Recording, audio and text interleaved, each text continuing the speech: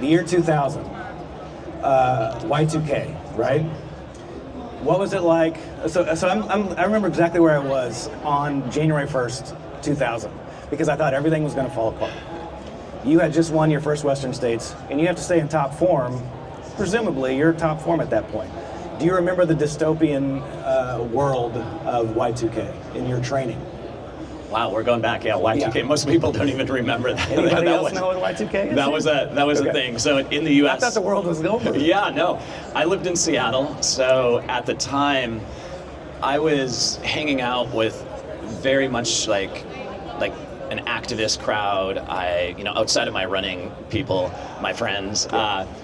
I had a lot of friends who were like really strong activists, and we were always, those of us who had tons of credit card debt, which included myself, because I was traveling around the country, the US, to races. I had racked up some credit card debt, and like I was really looking forward to Y2K wiping the slate clean as far as my credit card debt. So beyond but we did, like in Seattle especially, there was this really like conspiracy theory crowd, and I'd say the better part of like the Pacific Northwest. They're just really skeptical of everything, and the government and the man, and like what's going to happen.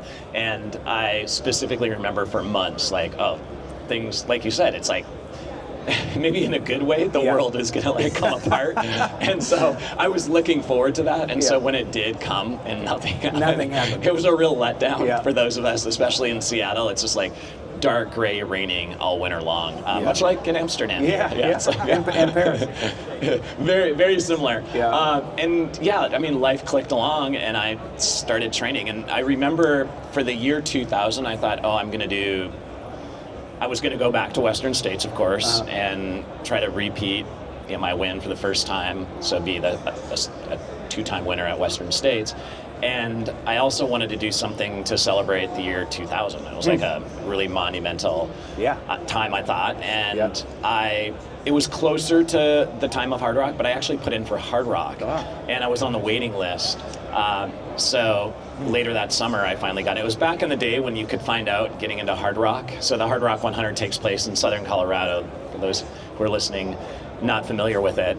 And back in the year 2000, it was much easier to get in. And I wasn't I was pretty high up on the list. And so I thought there's a pretty good chance. And so I thought, I'll do Western States, and a couple weeks later, this was 2 weeks apart that year, I'll go to Hard Rock. So that's kind of how I celebrated like Y2K. Nice. Okay, so I'm glad to hear that. It wasn't successful. I won Western States, and then went to Hard Rock, because I found out a week before that I got in, and I just blazed in hot like the night before. I literally camped and took off and had no idea what I was getting into. And it was wild and fun, but I dropped out at 41 miles. I mean, my legs were just destroyed from Western States and trying to do it. And I remember looking up those peaks and climbing over handies. I was with some friends who are older. They're in their 40s, early 50s, and I was just like, wow, when is this going to end, this climb? And they're like, see those people coming, see those little ants crawling along the top of that ridge?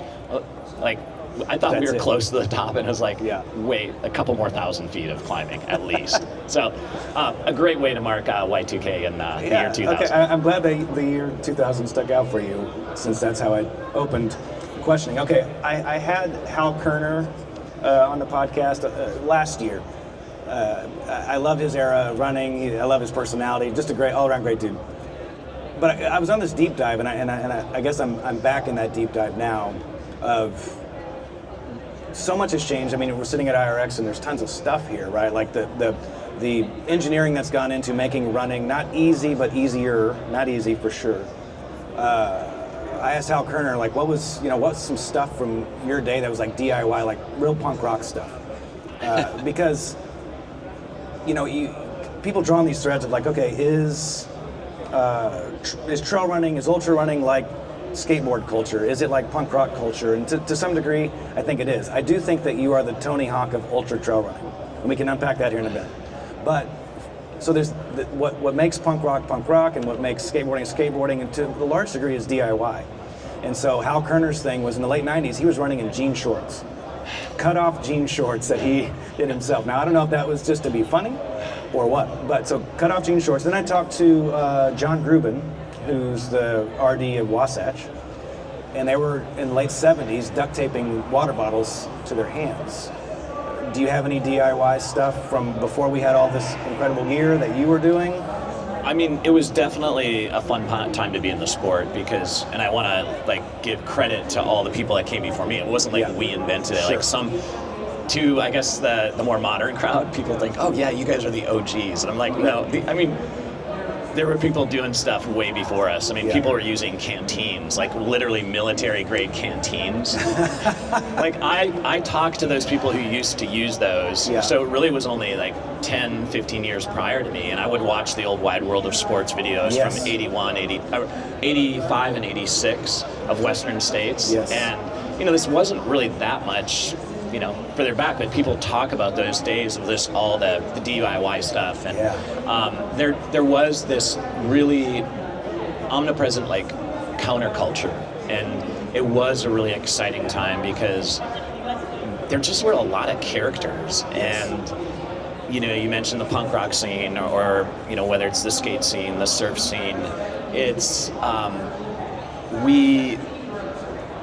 there were just a lot of eclectic souls, and people were doing this as a passion. There was really no like professional path in ultra running. Like, there were people competing and training at a very high level, putting tons of hours into it, very passionate about it, but at the end of the day, we all had to make a living somewhere else. That's like, you know, the credit card debt, I wasn't like making a lot of progress. I was working, you know, full time, and then some, and then trying to like, and not at a high paying job. I was working at a running store. I had previously worked at a ski shop. I'd taken a break from physical therapy. I'd just gotten out of school. And like, a lot of us were either very young or middle age, and just were following like this counterculture path, and not like following a straight and narrow. And then I had friends who would work under heavy machinery all day long, and in their 30s, 40s, 50s, like, we're talking about blue collar workers. So like Gabriel Flores, labor during the day. He ran a tire shop, and like basically change tires, change oil, like automotive, and then, you know, goes out and crushes at Angeles Crest 100 or Badwater. And so it was a real eclectic culture, and as much as people say, well, ultra running is very monotone demographic, I still felt like there was this like diversity amongst way of thinking and people. But to your point of like, okay, what were people doing? I mean, so we progressed from duct taping water bottles to like using inner tube. So people would use basically the inner tube from bicycle tires, and basically like cut that, tie it, and use it, because it was like stretchier than like duct tape. I mean, some people still use duct tape, but I'd say in my era, like one of the big like hacks was taking inner tubes and basically making a handheld water bottle out of that. Oh my God. Because again, it had some stretch to it. It could deform, but you know, just really simple stuff. And when I first started, I was using a waist belt with just a hard flask in the back, like from my Nordic ski background, and then like the whole idea of like handhelds. And to this day, people are like, oh, handhelds, that's not efficient. You're carrying that weight. But the beauty of it is you knew how much you were drinking. You knew when the bottle was getting lighter. It was in front of your face. You were constantly making sure you were doing it, versus on the back or in your front. Like, you were paying more attention. So I think, despite what some people think is like old school technology or old school you know, hacks, it worked really well as far as like maintaining hydration status, which again, it had a simplicity to it, but you know, it was there. And then, you know, we had ways of like, oh, how do you strap them, tuck them in shorts, like, again, just really basic stuff. And I love no jean shorts. You can see the old videos. I had some really bad jorts, but I never actually remember Hal running. Maybe he was running in Denver area. I think it was and just like training runs and stuff. Younger days. And I think it's because some of us wanted to emulate. I mean, I had a buddy, Hippie Dan in Minnesota, who ran in blue jeans, and he would show up like now we're not talking cutoffs, like as we would say, like my redneck background in Minnesota, like cutoffs, like. He was not wearing jorts. He was actually wearing full-on blue jeans, and just would show up to these trail races and, you know, kick some ass. And I know. So I think, again, some of us who are around the scene wanted to emulate, and maybe out of homage or like Hal, it was probably, he knew some guys that actually probably did run in jorts. And because road running was quite developed at the time. He didn't have to wear the jean shorts. I mean, there could have been. No, I mean, it was full on split shorts. Yes. I mean, we're talking full on split shorts. Like, I remember like doing awkward. most of my races in like full on split shorts, and like, the more leg, the better. Like, that was like a lot of leg. Nice. But it was a fun era, and people were, this was the advent of gels. Like, goo came out, I remember, in my first 50 miler. And I worked at a ski shop, and some buddies came to this aid station to like cheer me on, and they're like, hey, take some of these. And it's like, what is this stuff? Like, we're just using electrolyte replacement, carbo drink. I don't know if you remember Cytomax, but Cytomax was the hot new drink besides Gatorade. And gels had just bursted on the scene when I did my first ultra in 1994. And crazy. Yeah, it was pretty wild. Like that was like, what is this stuff? It's like, it's like pudding in a like packet. Yeah. And it was a fun time to be experimenting with things. Yeah. Okay. As much as ultra sign up is reliable, I'll put the asterisk on this. I think the last time you were overall first place was Spartathlon. 245 kilometers, is that right? Yeah. And yeah. Okay. 246, I think, maybe, like, to be exact. Yeah. Let's. I have to like flip, but since we're here in Europe, talking kilometers, but 152 miles for the Americanos listening here. My pet peeve is actually when a race is called a 100-miler and it's 104. Like, I want every bit of that. And on the other end, I'll take it. If it's 98, I'll take the 98 as well. I mean, the old school, like, David Horton had his thing out in the East Coast, race director and good friend of mine, and fantastic runner, Barkley finisher, first time, first person along with Blake Wood to finish, Hard Rock, winner. He called them Horton miles, so he was always like, you're running a 50-mile race, but you're actually going to run 56, and it's Horton miles. Like, that's 50 Horton miles is equivalent to like 56. That needs to come back into the lexicon. Yeah, so Horton miles. Do you? I mean, I guess my point in making that observation is like the incredible career you had at peak form, with all the consecutive Western States wins everywhere that you were winning. In that moment at that Spartathlon, do you recall that as your last overall first place? And at the time, did you think that, where did you think your career was at that time? Yeah, so it was 2008, and that was my third Spartathlon win. I think for me, I didn't think of it as that because I was training and getting ready for, Ultratrail Tour de Mont Blanc, which I didn't really pop anything there. Didn't have success 2009 or 2008. I actually was injured for 2008 and stopped partway, but then went on to Spartathlon. But there were other races after that, and UTMB specifically, I was also, the last 2 years I was there, were the years they stopped because of weather. So I was in really good shape. I was training with Tony Krupicka in Boulder. I had just moved. And again, it's hard to say what would have happened. I mean, Killian was running. He was at like the peak of his day. 2008 was his like debut there. So crazy. 2009, 2010, 2011, it was probably hard to follow up. But I do remember like just feeling so good, being in some of the best shape of my life. And then, I had I had set the American record at the 24-hour in 2010. Okay. So I had still some success, but as far as like a first place, I had never really thought of it. Like, again, I think sometimes I'm at fault for like, that's right. No, that was my last first place. That was my last true win.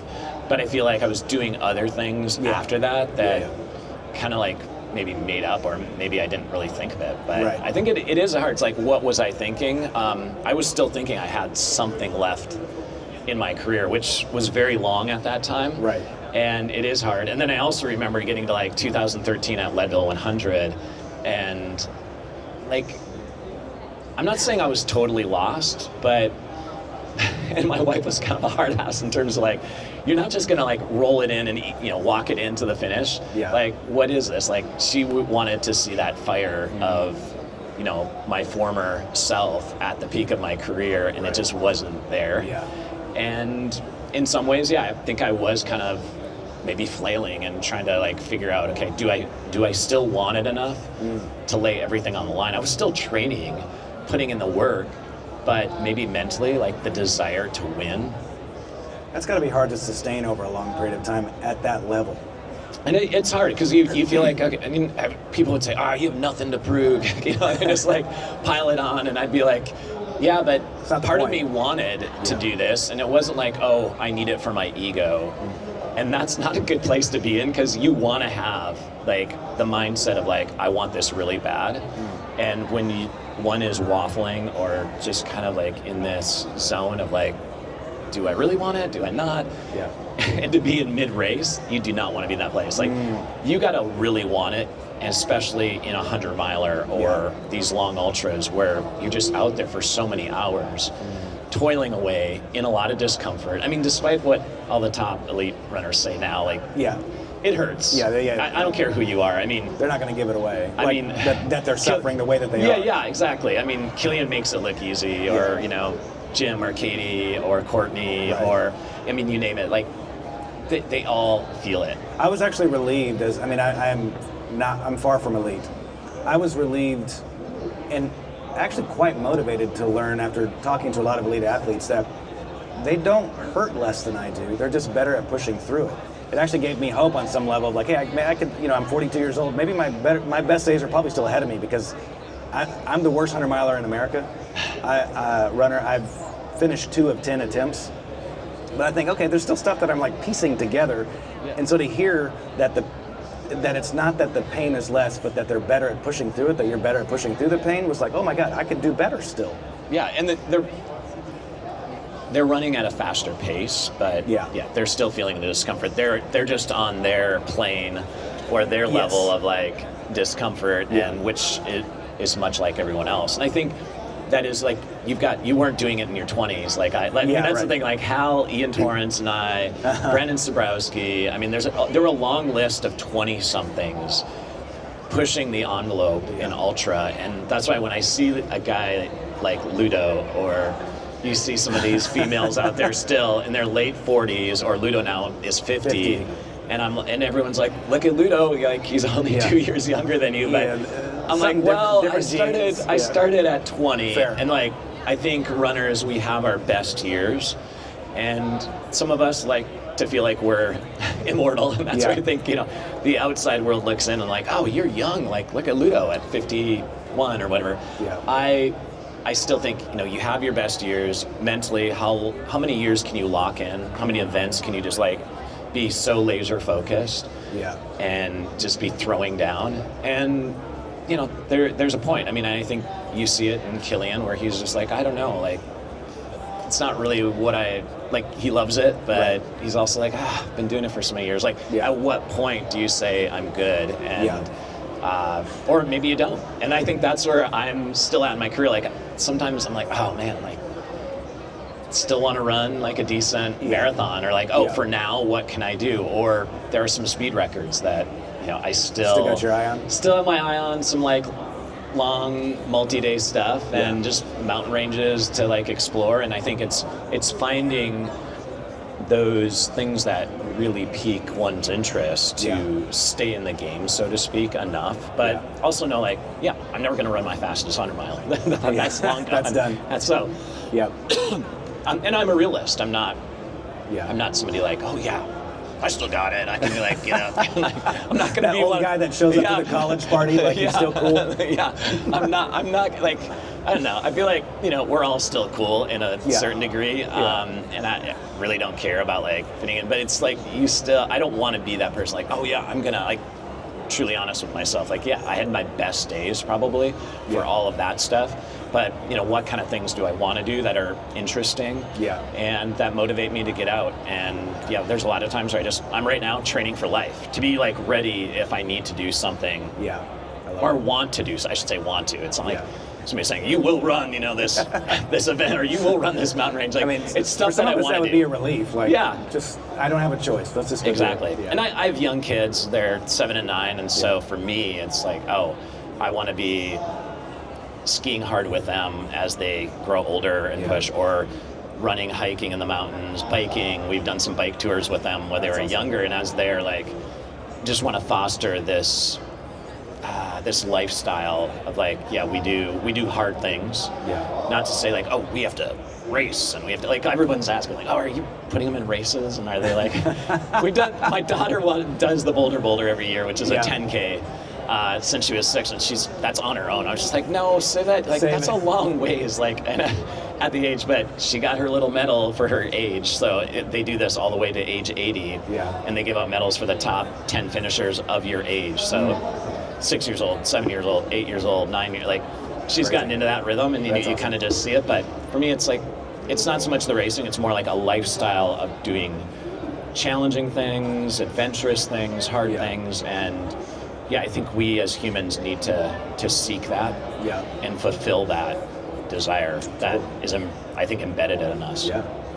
Okay, I want to bridge us into this. So we've kind of talked to the old days. I want to bridge us into the present with a question that goes to both. If you were in peak form today, like you were in '99, would you be attracted to Western States today, not as just a race to run, but as the race to run in America?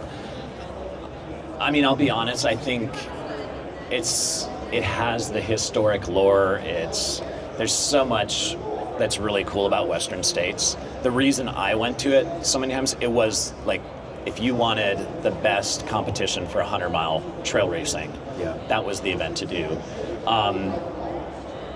I feel like there's other events out there now. I mean, it's still, there's no doubt, people still want to go back to it, and it's cool, but it does ebb and flow in terms of like, is it getting the fields right now? The last few years, it's super deep, and there's been a lot of attraction to it. Will it maintain that attraction? Hard to say. I mean, UTMB definitely pulled a lot of people away for a few years there, and I think you have certain individuals that keep the attention there, whether it's Jim or Courtney, just naming a few, like the list goes on.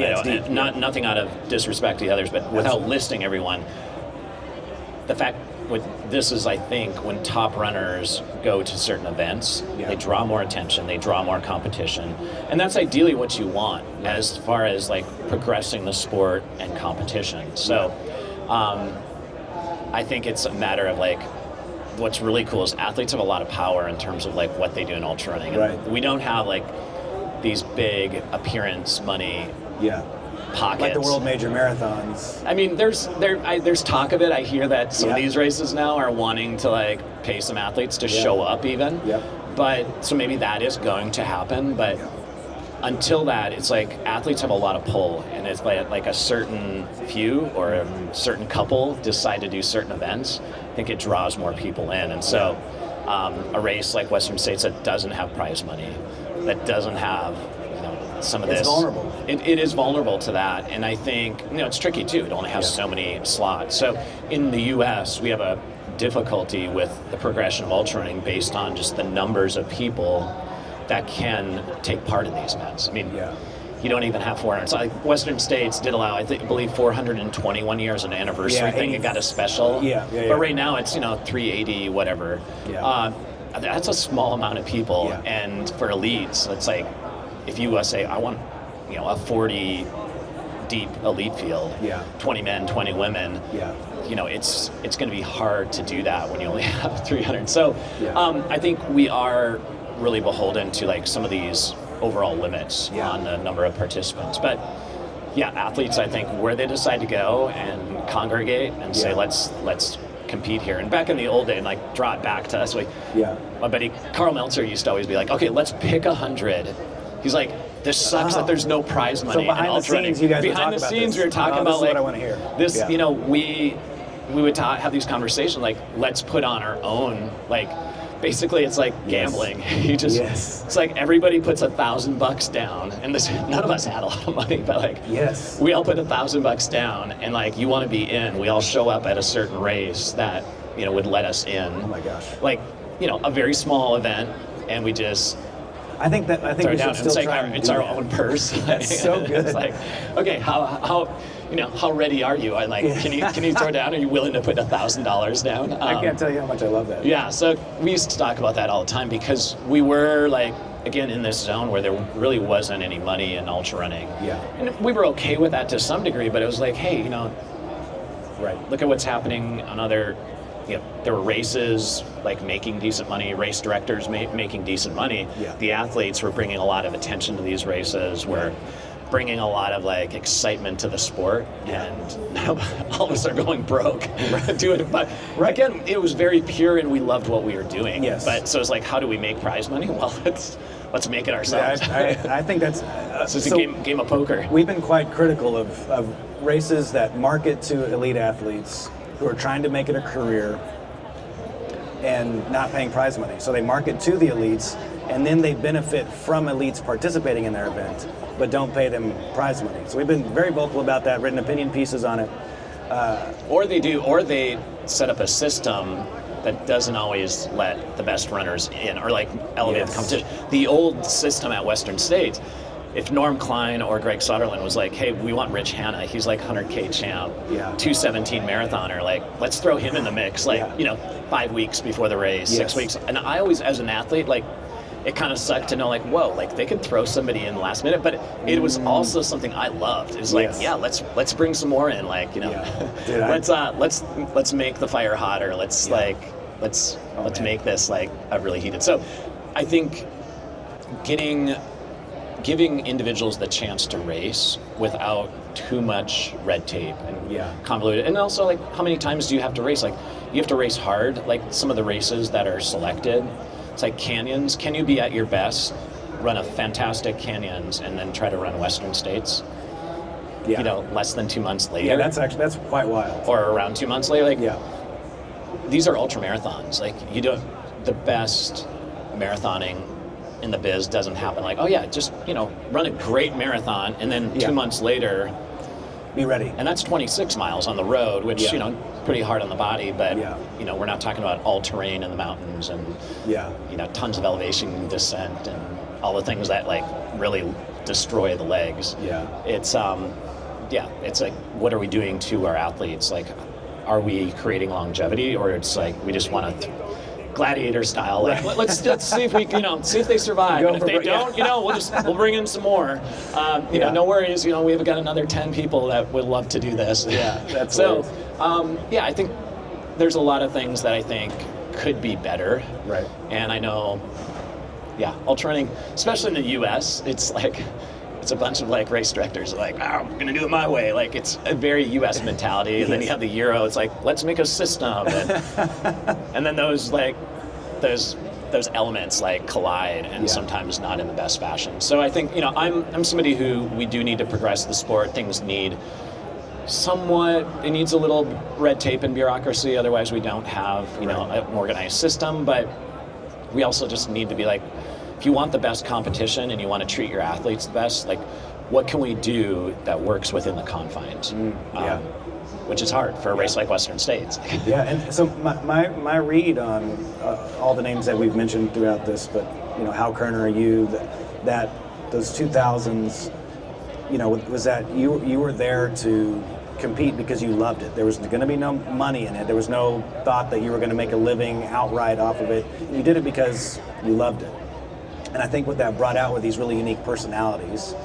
And, I feel like, and maybe there's some other names, but like a Tony Kaprichka is sort of the last of the kind of sort from that, where the sport really attracted these just wild, crazy people who had nothing to gain from it other than pure, like, commitment to the 100-mile or to the ultra trail. Do you see anybody participating today that would have lined up well with you at 99, 2000 with that mentality?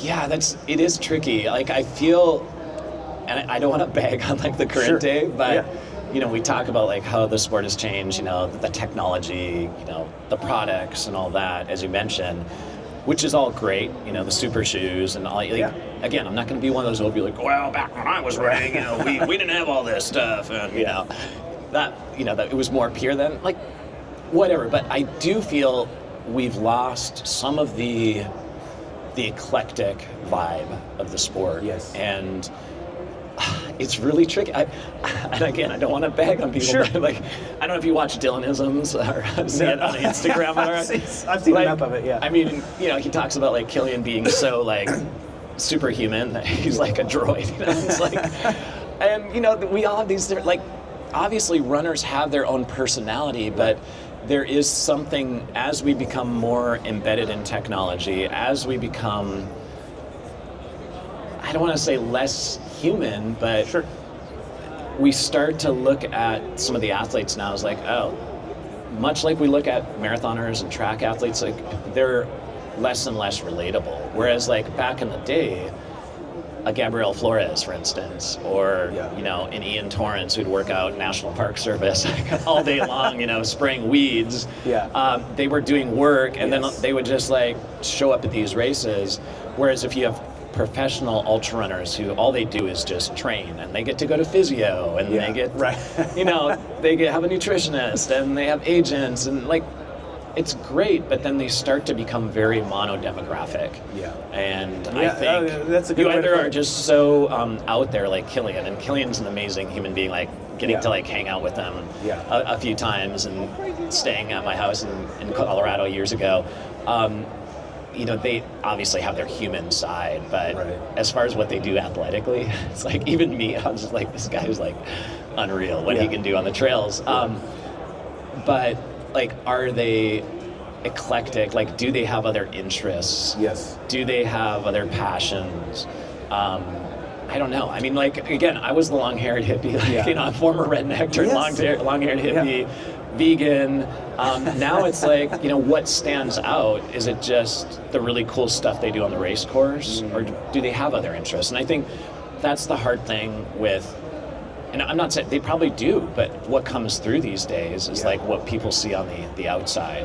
And the old days of hanging out after races, like we were all buddies who'd like camp out the night before the race, you know, whether it was in... Are you talking trash at those campsites? Like, are you, I mean, what's that like? So like, oh, it was a total like trash. We don't get much trash talk today. I know, today. we don't get trash. I mean, I actually like, it's kind of like, the sport has become very sterile. I think it was a couple of years ago, I was on a single track with Finn, and we were talking about, I think he had mentioned that Hayden said something like really like, that he wanted to win. Very verbose, like, he was ready to throw down. He was like, I'm ready to win. And I'm like... And I will beat... So not only am I ready to win, but he was like, I'm going to beat... Like, it was just like... It was standard fare for NBA. Like, I'm here to win today. Yeah, and, you know, some people thought it was so, like, just over the top. And I was like, what's wrong with that? Like, I know Hayden, like, if he's confident, like, we don't have enough of that.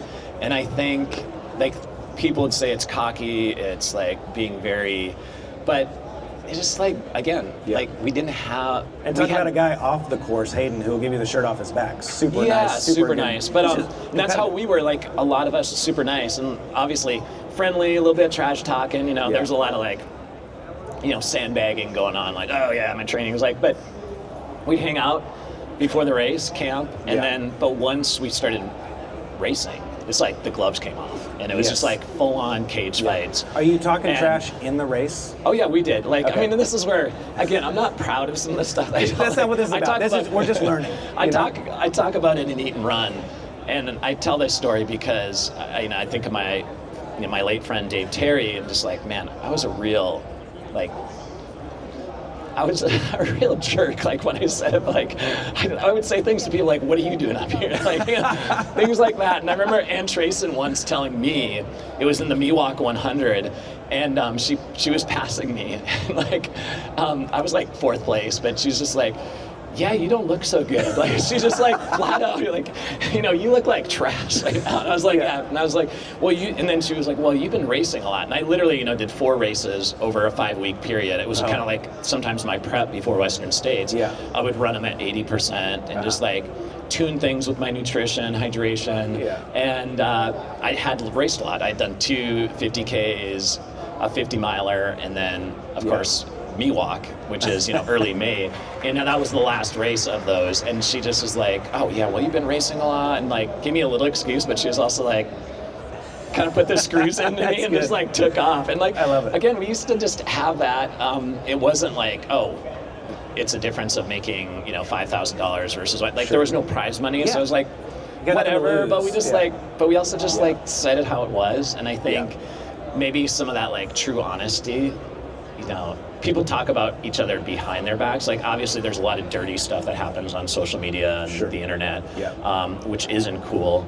And it's really easy to hide behind, you know, fake accounts or just, you know, if you're a nobody, just like be. So I think there can be some really like below the belt stuff. Yeah.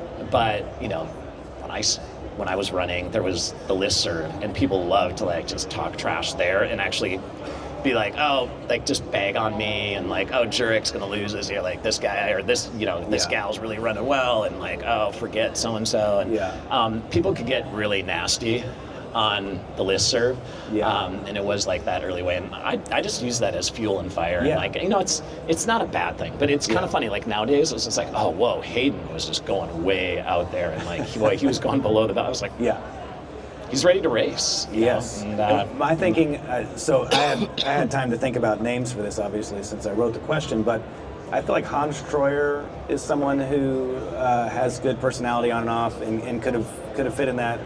Hayden obviously was somebody, and then I would say like 2016 Jim, you know, Wrong Turn Jim.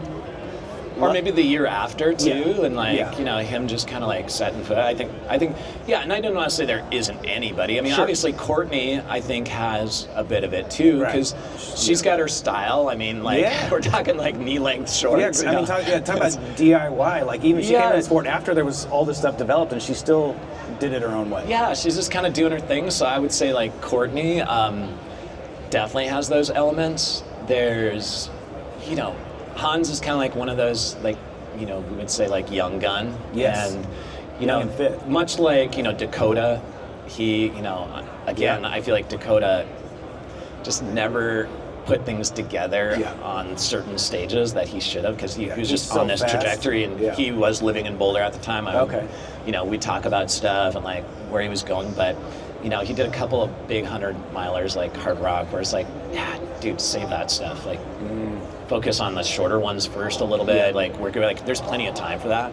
So I don't know what happened there, but like Dakota was maybe somewhere like it bridged that gap. But as far as current day, it's tricky because Hayden has the mustache. Like, there's definitely some people, you know. Rod like has this little thing, you know, and like, I don't know what's his nickname, the sheriff. Like, I think, you know, again, there's not enough nicknames. There's not enough trash talking. There's not. So we need to bring it back. And so speaking of nicknames, I'm not saying that would change the sport or like make it better, but I think it would make for more like comedy and more like fun, intrigue, funny. We gave Dan Green the nickname Silver Bullet because at the end of every race he downs at Coors. And feel like, okay, you know, so we start doling out nicknames, because I'm with you. I think we got to have the nicknames. Got to have the personality. Yeah, no, Dan. I think, it's all. And again, you know, I'm not involved with Yaboy, but that account, like people just like that is about as good as we got. That's a very important disclaimer that you are not Yaboy Scott Jurek. Some people still, and there's a lot of people that think like I'm still behind it secretly, but or just like. You don't quite know. Somebody like, you know, this isn't his account. I think that kind of stuff, despite maybe it going below the belt occasionally with certain individuals, like that's maybe the closest we have, or Dylanisms, and like just again having fun. And like if people can kind of, I mean, people made fun of my jorts that were after my Birkenstocks, my ponytail, my hair. It's like I knew it was like an oddball, and like just but we just did our thing, and like. You know, then you had Tony come along, and he, you know, had this look, or Kyle Skaggs, and great. Kyle was, you know, a lot of people don't even know who he was because he was only on the scene for, you know, a short period of time. But there were a lot of those characters like that. It's like, where did this person go? But we had individuals like Ben Hine. You know, I talk about Ben Hine in my books. And people who don't know him, like he was one of these just like mohawk tattoos up and down his body.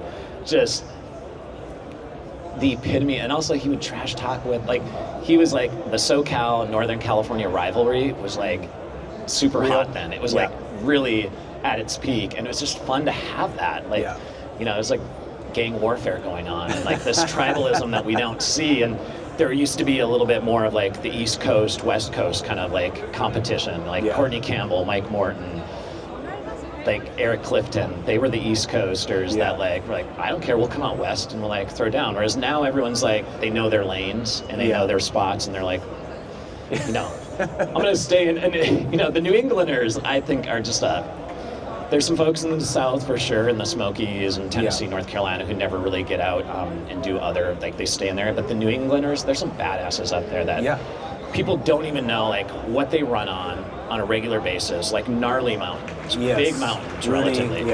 And just gritty running and phenomenal athletes, but they just race and train and do everything up there. They just hang out there. And so I always liked that, because I was from northern Minnesota, and nobody thinks of northern Minnesota as like a hotbed, but we don't, like, people do obviously move around, but then it's like, oh, everyone moves to the cool spots, like, you know, they go to Flagstaff, they go to Boulder, and it's always like funny when living in Boulder now, it's like, oh yeah, so-and-so lives here. I'm like, they live here now? Like, and before we had little pockets everywhere, and then people were really proud of, like, oh no, I'm like East Coast, Beast Coast, Best Coast, kind of thing.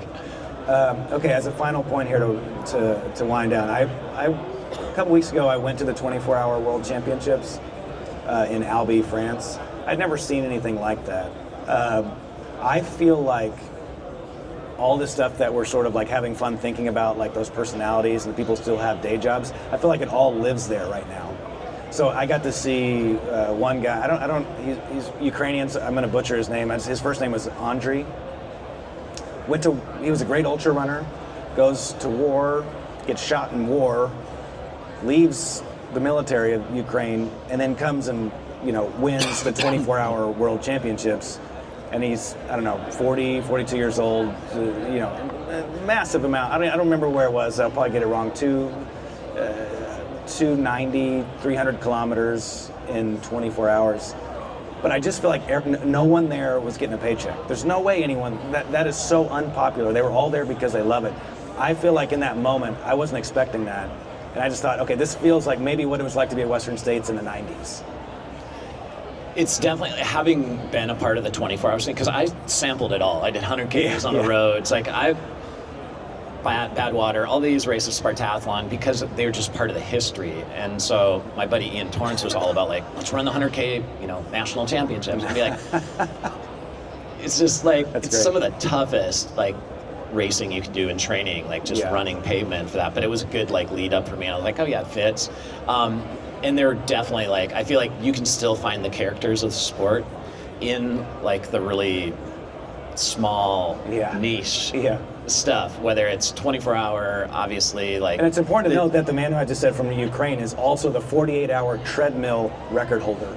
Yeah, which... So how niche of niche of niche. I mean, the Russians, the Ukrainians, the Eastern Europeans, like, they always say, like, they make the best high-altitude alpinists because they just can suffer at this extra level. And then Yannis Kouros, of course, you know, the great, he would always say, oh, my world records will probably be broken by the Japanese, the Asians, that, because they just have this, like, samurai mentality, this, like, ability to withstand high levels of discomfort and just, like, find a way through. And that, you know, is one of those elements. And so having Polish roots, I'm always, you know, super proud of, like, oh yeah, okay, maybe I have a little bit of that in me, just embedded from my upbringing. But it's true, it's like your upbringing, your background, your life experiences do fold into ultra running. And even though, I guess it goes for full circle what we're talking about, like the modernity of the sport has,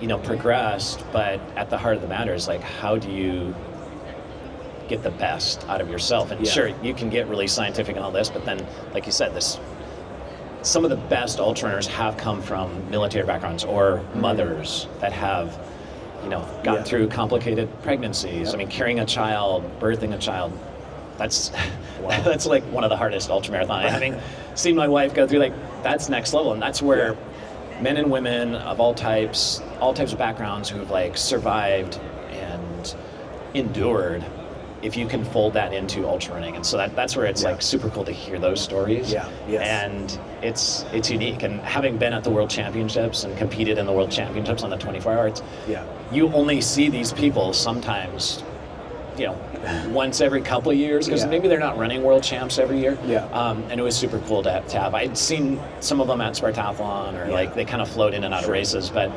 they're an interesting It's lot. amazing. Like they come out of the woodwork for. So he's racing, and then like this Japanese kid who's pretty young, who I competed. So I was second at World Champs in 2010. And Shingo Inoue, like I'd never heard of the guy, and was like, who is this guy? Like, I thought I had, it was just like I was just running for like records, and I thought, oh, I've got this locked in, and this Japanese guy comes out of nowhere, and so it is unique, and most of the time the sport's like you know everybody, or like they had this kind of result, 50K, 50 mile, but I think the 24-hour is unique, and especially World Championships, because you have a Ukrainian soldier and it's also like just this moment of like all countries coming together, and the news doesn't always do justice to the fact that we actually all do like each other. Like so all these countries, like the Brazilian team who I was there to get some content from, the Brazilian team was helping the Ukrainian team, and the Polish team was. It's just this moment that I think we need as a society to see everybody really actually likes each other more than they don't like each other. Yeah, I mean, it's really beautiful to see that. It's back to the trash talking too, and we can be good friends, we can be great fellow human beings, and still elevate our performance, elevate our, personal, like goals, and we can do that in a manner that's competitive, but also helps us all rise to like another level on all fronts. And so I think the beauty of ultra running is that there are a lot of people I probably would not I was the long-haired hippie hanging out with David Horton, who's like, born again Christian, teaches at Liberty University, a Jerry Falwell institution. And people would be like, why are you hanging out with that hippie Jurek? And people would say the same thing, like, why are you hanging out with Horty? It's just like, but the sport brings together not only people from maybe like, I don't know, just animosity towards each other via their country and the politics, but it brings together people of our own country, our neighbors, our our fellow friends that we probably would never meet, and we spend all these hours together. Like people, we'll run races, and I'm not just talking elite runners, through the whole field. They'll be like, I ran with this individual, and like you would probably never hang out with that person, and it's like they're helping each other. They like have stories, and they become friends, and I think that's the beauty of ultra running. Like at the end of the day, the results, the accomplishments, they're all great. But it's like how do we transform ourselves, transform other people, impact other people's lives, ourselves? It's a beautiful thing. A great way to end it too. I feel like that's why the industry is exploding, because people are finding that in it. Yeah, and it's still out there. I think, again, like the old guard in me of like, back in my day, like, they're ruining our sport, there's too much technology, it's too expensive. I mean, I wish there were more opportunities that weren't, like, the sport it is moving a little bit more towards an affluent. It's always been people who have time, or in my day, it was like people who chose to have time. It was, people were working a lot, and working hard jobs where it's hard, but it's more of a lifestyle. And I think people can have that regardless of how much you work or what type of line of work or where you come from background. Like we all have enough time. We all turn on the TV. We all like sit on social media or our phones way too much. And there's ways to like get out the door. And that's the beauty too of the sport. Running, we still have that ability. It's a simple thing. You don't have to like pay attention to all the tech. You don't need to put your watch on. You just need to get out there and run with somebody too, like running with groups, meeting other people. It doesn't have to be a solitary thing. And I think that's why at the core, it's still there and people are finding it. And all the other cool stuff that, has helped, the Strava, the group connections, the communication around the world in like seconds. You can be, sharing things with other people. There's a great element of that, but then at the end of the day, the beauty of the sport and the magic is still there. And we don't have to like, say, it's really expensive. The race entry part, I wish, was a little bit easier process, more affordable. Do a much better job at pricing their ultras. Last thing. And pricing, things even like skiing. It's a third of the price. People will talk, and I was like, really, in Europe? Like, I've never actually skied in Europe yet. I've never been in the winter, but in the same in Japan and Asia, it's like, it's somewhat more affordable, but a lot of people just don't do it. But like, how do we like keep that barrier to entry? I ran an ultra in Paris in the forest that the meal afterward, as you can imagine what it's like to be in France and food being such a high value, the food alone was worth more than the 30 euros I paid to run the Ultra. It was incredible. Chicken, potatoes, vegetables, pretty unbelievable. But yeah, it's a good way to get a meal then, I guess. Yeah, nothing else. Ultra running is like where you go. Yeah, it's the same in Japan. Like they have these. I've been to races where like they have these large like cauldrons of Japanese curry, and they have rice, and it's just like a big party after. And I think that communal aspect, like road marathons, they're sky high and very expensive, but they don't have to be. The same with a lot of ultra racing, and we know like certain organizations or certain race directors, and they just keep expanding and getting more. But at the end of the day, you can still lace up your shoes or run barefoot or not even like have a pair of shoes, and just go for a cruise and go for a run, and that's still available to everyone. It is still available, and absolutely. I think there's cool things, whether it's park run or whether it's these like. That's how I got into trail running. It was like you paid $1 in northern Minnesota. In Duluth, we had this like northern Minnesota track club. It was like you pay $1 and you got to run a 5 or 10K trail running course, and the $1 was just to make it kind of seem like, oh, you're doing something. Yeah, you're like signing up. Some skin in the game. That's all it was. Yeah, and that's crazy. It was just a way to gather people together and have a great time. I love it. Well, Scott, I can't thank you enough for doing this. This was a pleasure. A long-time dream of mine to get to talk with you about ultra running, so thanks for doing it. Well, appreciate it, Josh. Yeah, let's definitely do it. All right. Thank you all for joining us and listening in. Thank you.